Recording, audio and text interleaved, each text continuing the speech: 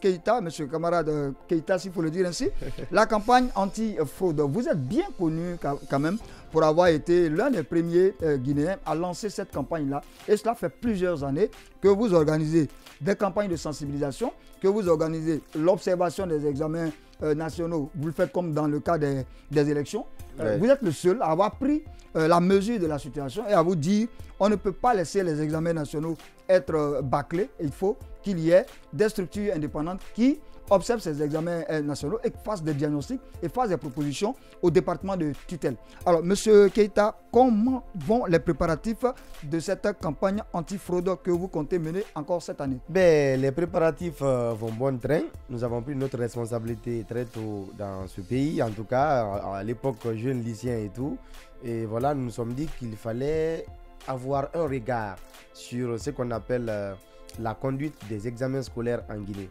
Parce que nous avons été témoins à l'époque à l'école, n'est-ce pas, de plusieurs scènes de fraude et de corruption dans les centres d'examen. Ce qui nous révoltait davantage parce que certains qui étaient des moins méritants étaient placés en tête de liste pendant que d'autres qui passaient tout leur temps à réviser étaient, n'est-ce pas, à la queue. Donc cette situation est révoltante et vraiment nous avons aussi compris qu'on ne pouvait pas construire le futur de notre pays dans la fraude et la corruption, surtout quand ça vient de l'école. Pour nous, l'école doit produire des cadres intègres, compétents et surtout qui puissent être capables vraiment de tirer ce pays du feu ou de l'eau, je ne sais pas. Mais si l'école elle-même produit vraiment des gens d'une moralité égale à zéro, cela devait vraiment nous inquiéter. Donc d'où vraiment ce projet de la campagne nationale de sensibilisation contre la fraude aux examens nationaux que nous avons vraiment déroulé il y a maintenant 5 ans. C'est la 5e édition qui s'annonce. Et officiellement, on avait annoncé au 25 mai, mais pour des raisons vraiment...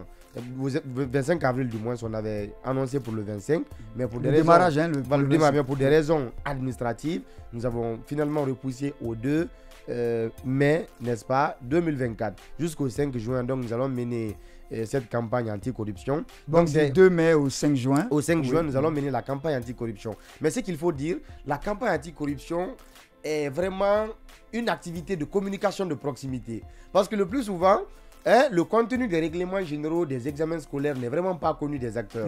Les enseignants qui sont des surveillants, les élèves qui sont des candidats et les responsables même d'école aussi, qui sont des véritables acteurs de ces examens-là, ne connaissent pas trop le contenu. Les élèves se plaignent par-ci, par-là des fouilles hasardeuses et persistantes qu'on fait dans les centres d'examen. On en a même parlé la semaine dernière avec les surveillants sont éliminés par-ci, par-là, même si quelquefois ils ne sont pas trop fautifs à l'endroit des motifs pour lesquels ils sont éliminés. Donc, on a un ensemble de problématiques qui se dégagent dans les centres d'examen. Donc, nous nous sommes dit qu'il faut mener la campagne de sensibilisation. Parce que nous avons toujours vu des ministres prendre des fouets pour réprimer la fraude ou la corruption, mais ce n'est pas ça trop la solution. De M. Mori Sangaré à M. Guillaume Awing, nous avons toujours essayé de les raisonner pour leur dire que, attention, conjuguons les efforts, allons vers ces élèves, disons-leur qu'ils doivent étudier de façon sereine, ils doivent étudier dans toute l'excellence que cela exige. Et ils doivent aller, n'est-ce pas, ils doivent être évalués conformément aux normes en vigueur. Donc voici l'esprit de la campagne anticorruption. Donc d'année en année, nous avons été sur le terrain. Dans la plupart des écoles de Conakry, on a été. Quelquefois aussi à l'intérieur du pays, nous avons été. Je me rappelle, l'année dernière, vous étiez à Kankan. Oui, j'ai été à Kankan, même si notre projet a été détourné par une institution. D'ailleurs, même on va en parler.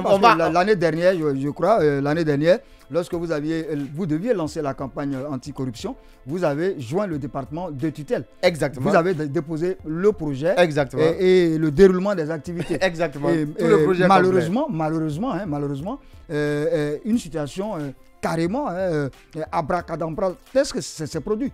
Les gens ont carrément sont appropriés votre projet et l'ont déroulé autrement. Oui, en tout cas, vous savez, certaines personnes font des choses sans conviction dans ce pays. Nous nous sommes engagés dans une voie de non-retour qui est celle vraiment de la lutte contre la fraude et la corruption dans le système éducatif guinéen.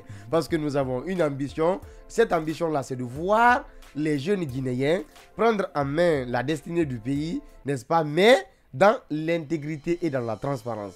Cela ne peut se passer que dans un système, n'est-ce pas, qui soit capable vraiment d'être performant. Donc je disais de passage que notre projet a été détourné, bien entendu, par l'Agence nationale de la lutte contre la corruption, en complicité avec les autorités du ministère de l'enseignement préuniversitaire.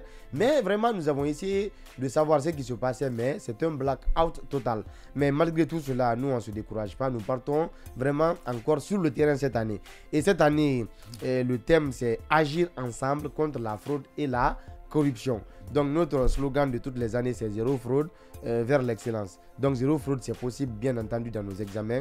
Et nous pensons qu'avec cette campagne de sensibilisation, beaucoup d'élèves sont en train de prendre conscience, beaucoup d'anciens sont en train de prendre conscience, même si les efforts encore restent à, n'est-ce pas, fournir sur le terrain.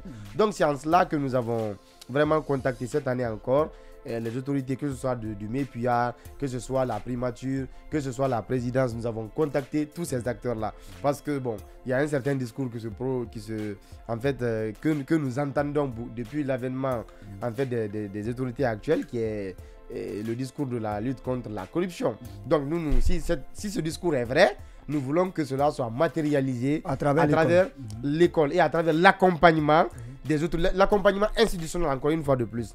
Nous ne voulons pas de l'argent. Ce que nous voulons, c'est l'accompagnement institutionnel, que nous ayons les accréditations qu'il faut pour être dans toutes les écoles de la République de Guinée en vue de mener notre campagne. Donc pour cela, nous avons vraiment mis beaucoup de choses à contribution. C'est-à-dire que nous sommes en train de faire des outils de communication, des banderoles, des t-shirts, des flyers, etc., etc. Partout où nous pouvons aller, expliquer à 2 élèves, expliquer à 10 élèves, expliquer à 100 élèves que, n'est-ce pas, leur raison d'être à l'école, c'est vraiment d'étudier et d'aller à bout pour être vraiment des gens serviables pour ce pays. Et c'est ce que nous faisons. Parce que, M. Vali, n'oubliez pas quelque chose. On a toujours dit que la jeunesse de ce pays n'avait aucun niveau. On a toujours dit dans ce pays que la jeunesse de ce pays ne pouvait pas avoir d'emploi parce que l'offre qu'elle reçoit dans les universités, dans les écoles, n'était vraiment pas, n'était vraiment pas collée aux réalités du marché. Donc, c'est pourquoi nous voulons désormais que notre Sorbonne soit l'université de Symphonia, que notre Harvard soit l'université de Gamal, et que nous puissions étudier dans de très bonnes conditions, évaluer dans de très bonnes conditions pour vraiment arriver à quelque chose dans notre pays. Donc c'est ça l'idée de la campagne anti-corruption. C'est pourquoi nous prenons notre bâton de pèlerin pour aller expliquer que la corruption est un vice à combattre, pour aller dire aux enseignants de se battre pour que vraiment leur intégrité ne soit pas mise en jeu. Parfois, oui, parce qu'il faut le dire, parfois les surveillants sont menacés dans les centres d'examen. Et beaucoup, j'ai entendu des surveillants dire qu'ils ne sont pas prêts à mettre leur sécurité en danger. Non, il faut se dire la vérité. Et qu'ils sont prêts à collaborer. Le discours démagogique, c'est une chose. Mais la réalité du terrain en est une toute autre.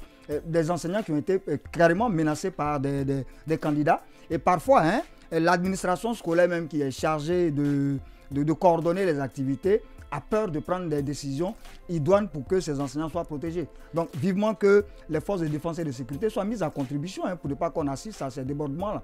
Oui, d'où l'intérêt d'ailleurs, d'où l'intérêt vraiment d'aller dans les salles de classe, dire aux élèves, voici vos droits, voici vos devoirs. Si un surveillant se comporte mal vis-à-vis de votre personne et que vous êtes vraiment choqué par ce qui est arrivé ou vous êtes brimé dans votre droit, nous leur expliquons quelles sont les voies de recours dans un centre d'examen. Et lorsqu'un surveillant aussi est en face d'un cas flagrant de fraude ou de corruption, et étant donné que sa sécurité est menacée, quelles sont les démarches qu'il doit mener tout de suite là auprès des gens de sécurité? Voici des choses sur lesquelles nous comptons vraiment travailler. Et M. Vali, nous comptons toucher cette année plus d'1 million d'élèves. Plus de 10 000 enseignants. En réalité, malgré que nous savons que le nombre d'enseignants vraiment au niveau public n'arrive pas vraiment à ce chiffre, mais globalement avec les enseignants du privé, nous comptons vraiment impacter cette cible-là. Et une nouveauté cette année-là, nous allons rencontrer, n'est-ce pas, la Fédération des parents d'élèves dans un cadre bien précis pour leur expliquer vraiment c'est quoi l'idée de la campagne anti-corruption. Nous irons vers, n'est-ce pas, les municipalités pour leur dire que oui, quand il y a les examens, si vous êtes impliqué dedans, voici ce qu'il faut, voici ce qu'il faut. Nous allons rencontrer, n'est-ce pas, les responsables des écoles privées pour leur dire que oui, nous sommes en campagne anti-corruption. Pendant les examens, voici ce qu'il faut, voici ce qu'il faut. Et même les autorités. D'où le besoin de vulgariser les règlements généraux. Oui. Donc nous irons même dans les administrations. Parce qu'une fois, c'était dans l'une des DCE de la place, nous étions partis rencontrer un DCE pour contresigner notre note d'autorisation. Il y a une dame ancienne, une enseignante à la retraite qui était dans la salle d'attente de ce DCE, là, de monsieur le DCE. Je ne vais pas dire le nom du DCE en question. Mais cette femme dit, Guy Fraude fait où c'est-à-dire, nous laissez-nous en paix avec cette histoire de corruption. C'est une enseignante. Une enseignante à la retraite qui dit... laissez-nous avec cette histoire de fraude. C'est devenu tellement systémique que donc, ça ne dérange plus. Ça ne dérange plus. Donc cela m'a donné à réfléchir pour dire que oui, il faut ce besoin de communication. Nous irons même sensibiliser dans les bureaux de MEPIA pour dire à ces futurs superviseurs et autres là de prendre garde de cette situation. Je sens que les choses risquent de tourner au vinaigre pour toi si tu veux ramener cette campagne au sein des bureaux du MEPIA.